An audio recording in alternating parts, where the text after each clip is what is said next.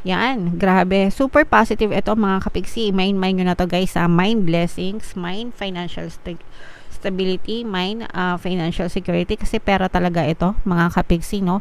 More money will flow sa buhay nyo. Maganda yung pasok ng pera nyo. Super blessed kayo guys. As in, blessings, pagpapala, kaperahan. Maganda yung daloy ng kaperahan nyo.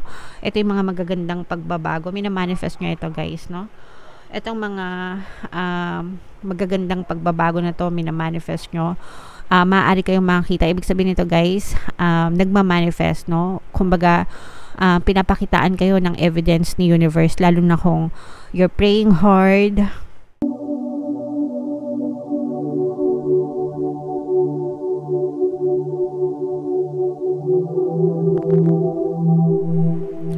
Hello guys, hello Gemini, happy 2024, happy New Year sa inyo mga kapiksi. Ang ating reading for tonight is para sa inyong 2024 kapalaran. Again, ito ay para sa Gemini, Sun, Moon, Rising, Sign, and Venus. So, unahin natin tong deck na to mga kapiksi. Tingnan natin kung ano yung mga paparating sa inyo, mga mensahe sa inyo guys, ng inyong mga gabay ngayong 2024.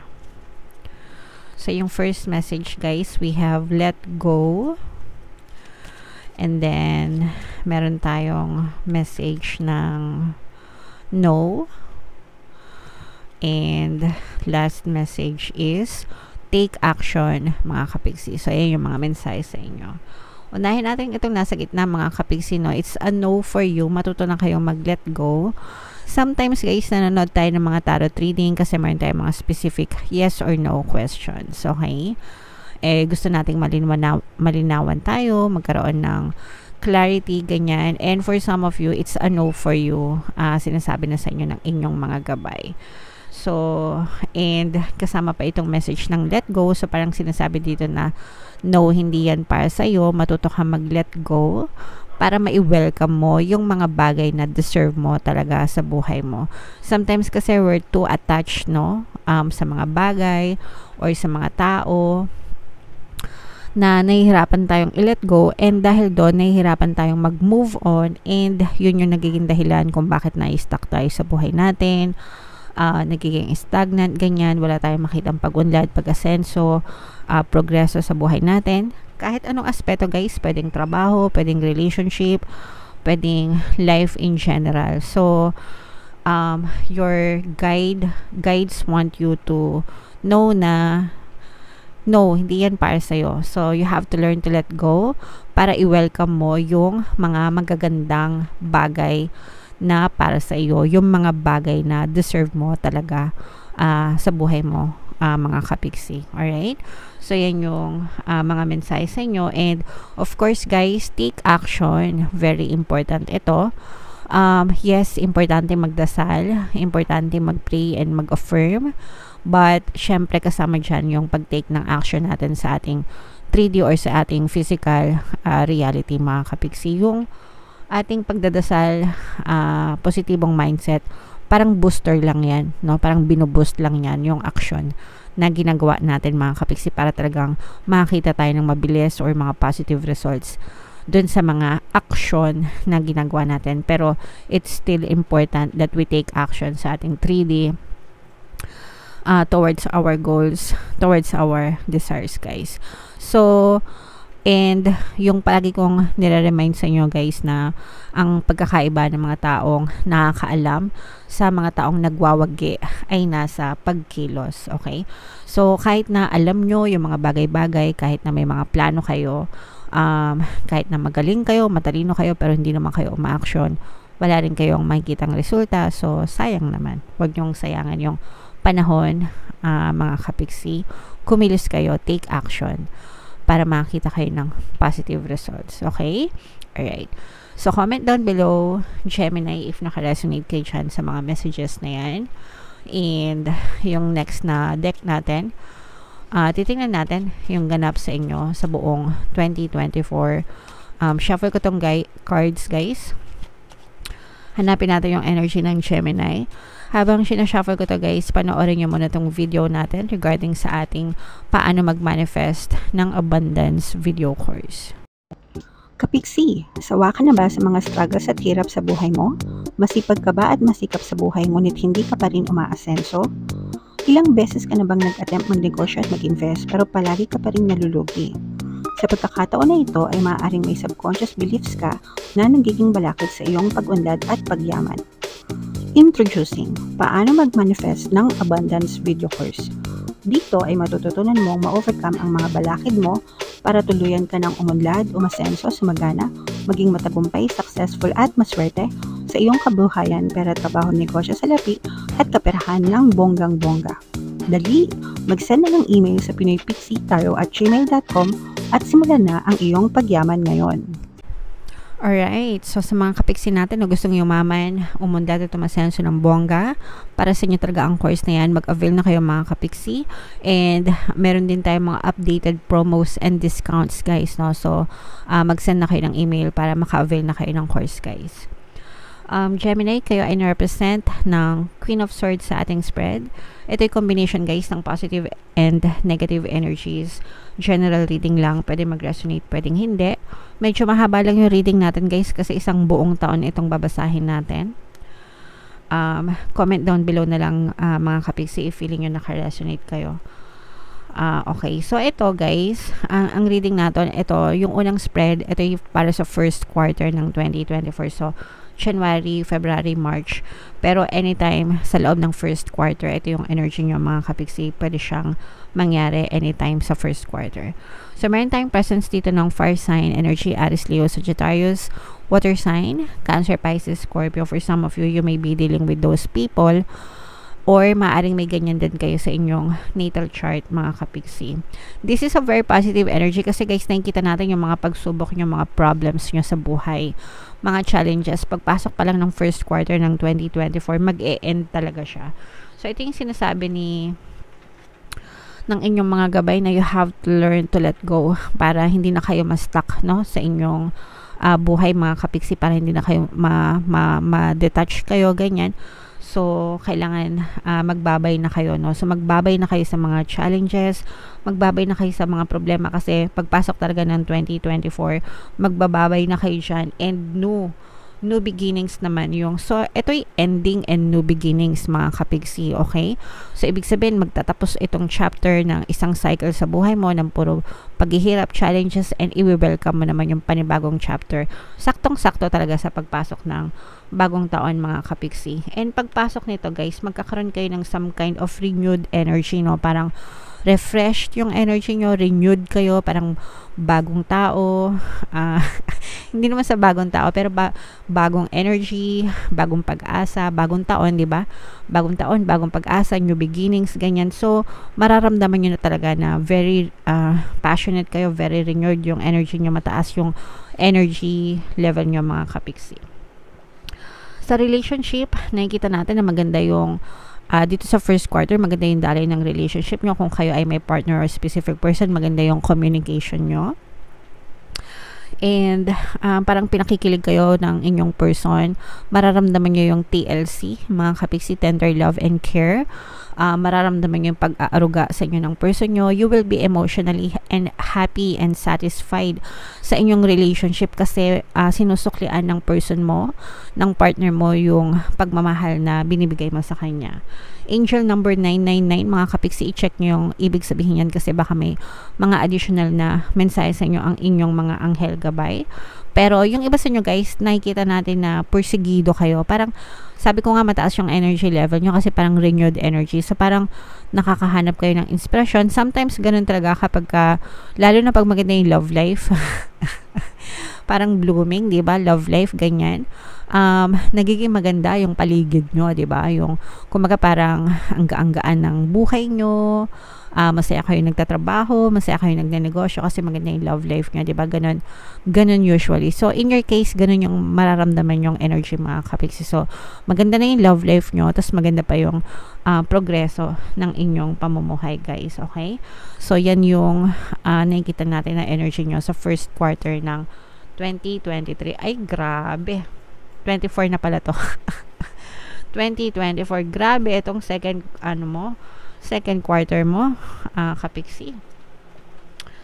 Ang second quarter ay April, May, June. Yan, grabe. Super positive ito mga kapiksi. Mind nyo na to guys. Mind blessings, mind financial stability, mind financial security. Kasi pera talaga ito mga kapiksi, no? More money will flow sa buhay nyo. Maganda yung pasok ng pera nyo. Super blessed kayo guys. As in, blessings, pagpapala, kaperahan. Maganda yung daloy ng kaperahan nyo. Ito yung mga magagandang pagbabago. Mina-manifest nyo ito guys, no? Itong mga magagandang pagbabago na to, minamanifest nyo, maaari kayong makita. Ibig sabihin nito guys, nagmamanifest, no? Kumbaga, pinapakitaan kayo ng evidence ni universe, lalo na kung you're praying hard, nagpapanata kayo, nagnunovena kayo na sana po maging ma-okay ako, sana po maging maayos buhay ko, sana po gumaan yung kaperahan ko, yung mga ganyan. Talagang didinggin mga kapiksi yung inyong mga panalangin, and mararamdaman nyo talaga na unti-unting nagmamanifest yung mga magagandang pagbabago sa buhay nyo in terms of blessings, in terms of your financial aspects mga kapiksi. So guys, super ano to, combo okay, so pera talaga, blessings, pera, pagpapala. So imay nyo na yan sa baba. Again, mind abundance, mind blessings, mind prosperity, yan, lahat na ng synonymous ng blessings mga kapiksi, or synonym ng blessings. Imay nyo na yan sa comment section kasi talagang mararamdaman nyo siya. May mga good karma din kayo na marireceive or matatanggap mga kapiksi because of your good intentions guys.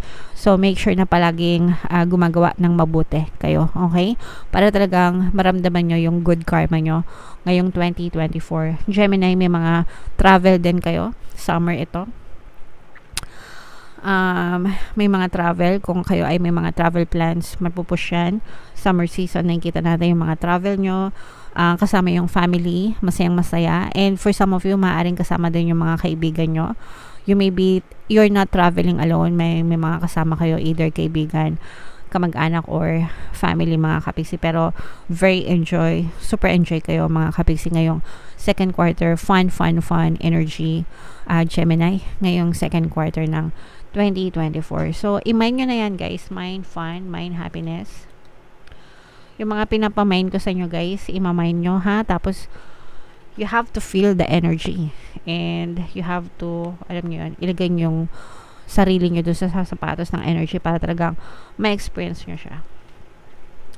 So, third quarter mga kapiksi, medyo mag-ingat kayo sa inyong mga finances, no? Pag kayo nagkaroon ng maling desisyon, pagdating sa pera, maaring maka-experience kayo ng konting financial struggles and financial constraints. So, make sure guys na nag-iipon kayo, nagsisave kayo.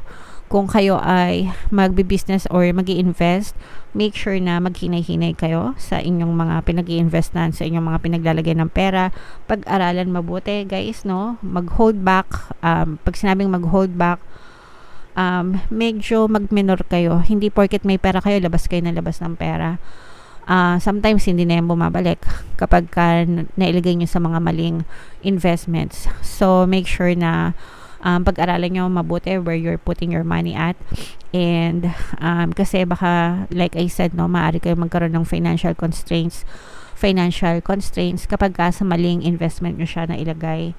And parang masasayang yung mga effort nyo, sayang yung mga iniipon nyo. Yung iba sa nyo guys, kung meron kayo iniipon, wag nyong, make sure na yung iniipon nyo is para sa inyo, hindi para dun sa mawawala sa inyo.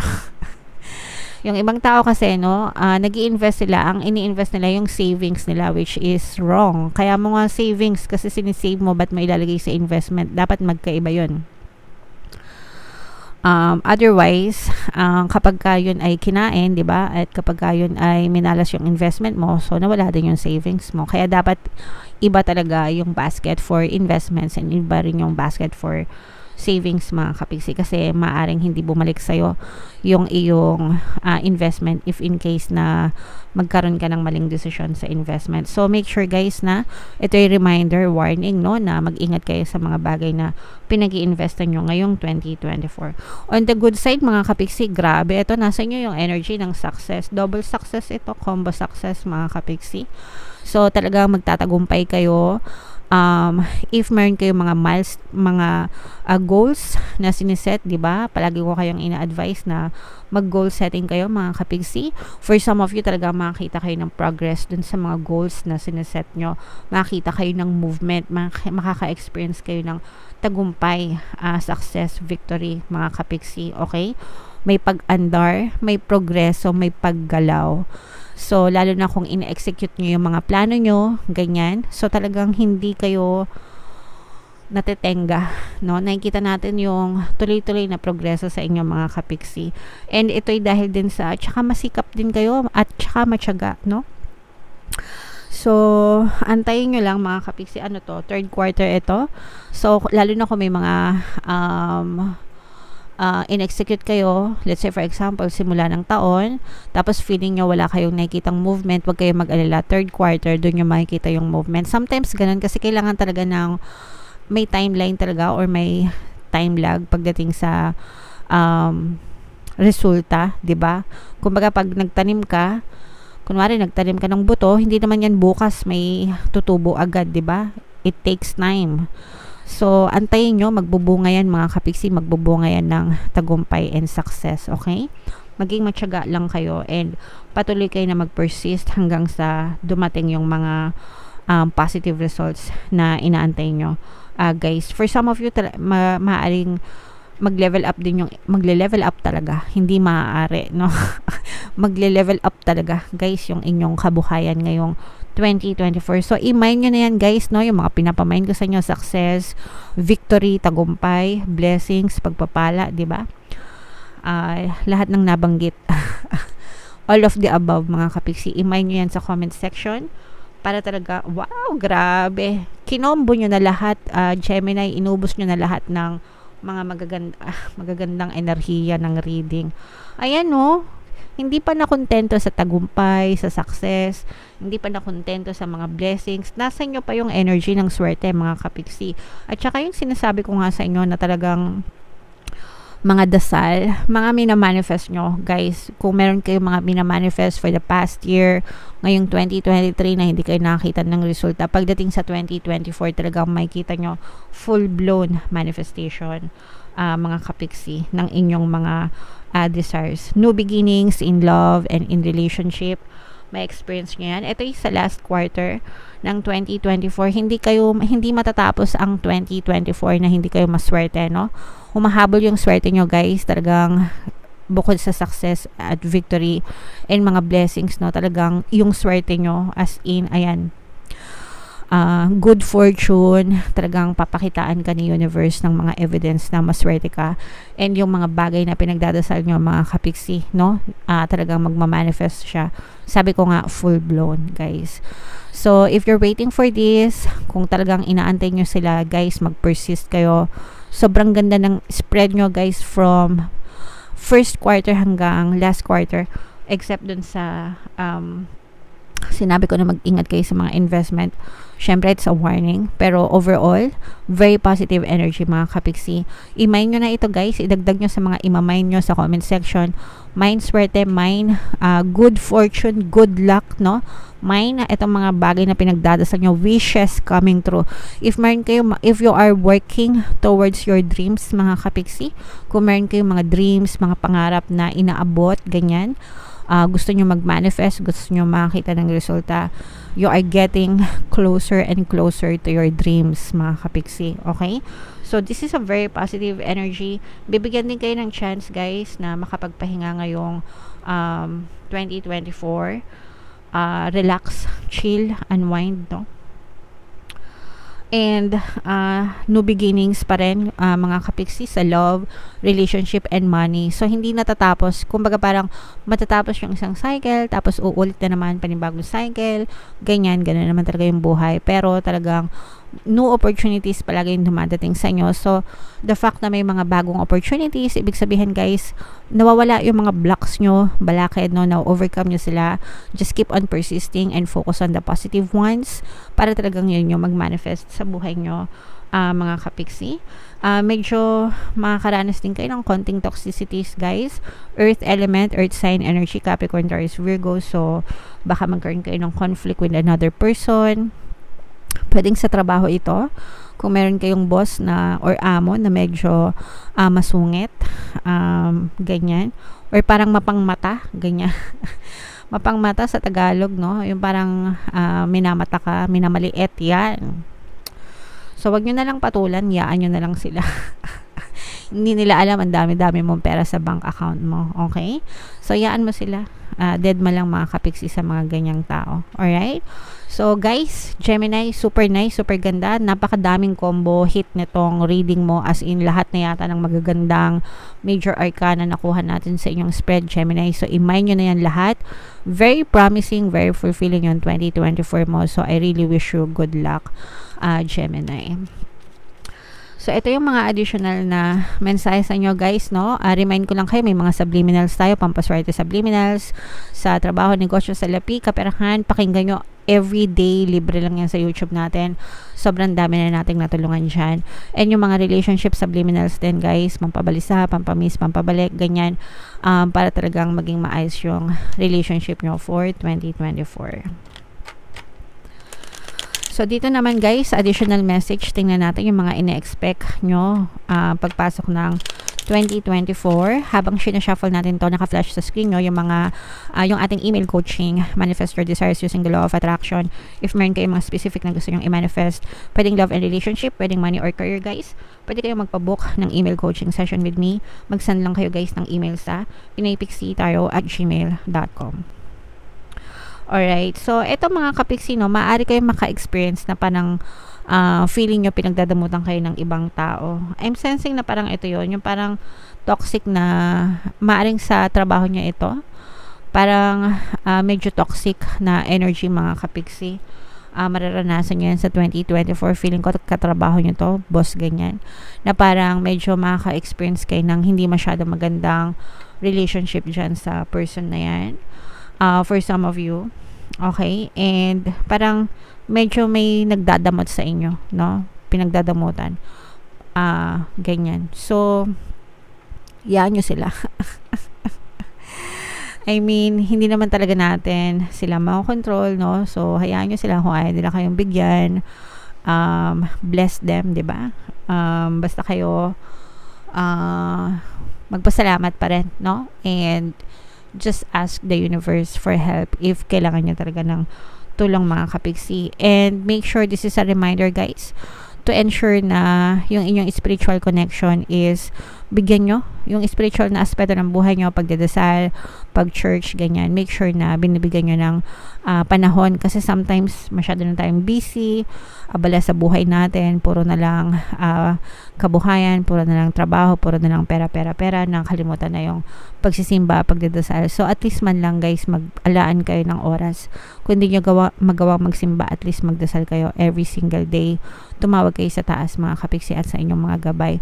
Mag-alay ng pasasalamat at humingi na rin ng tulong at gabay mga kapiksi. At syempre, yung pinaka-importante, protection. Alright? Okay. So, Gemini, I'm so happy for you. Masaya ka ba sa reading mo? Comment down below if masaya ka. Guys, pwede nyo itong panoorin ng paulit-ulit, ha? Panoorin nyo ngayon, panoorin nyo bago matapos yung 2023, pagpasok ng 2024, and for the rest of 2024, every month pwede nyo siyang panoorin para tapos ibangga nyo dun sa mga monthly readings nyo para ma-refresh sa inyo, guys, yung mga positive energy, okay? And then, yung playlist, guys, ilalagay lang natin dyan sa homepage para makita nyo, madali nyo mapanood. And kung hindi naman kayo naka-resonate dito, try nyo panoorin itong pick a card version natin ng 2024 kapalaran. Super nice, super ganda. And ito naman yung ating success stories ng paano mag-manifest ng abundance video course. Thank you for liking, sharing, and subscribing mga kapiksi, and see you again next time. I love you all, guys. Have a nice day. Bye-bye.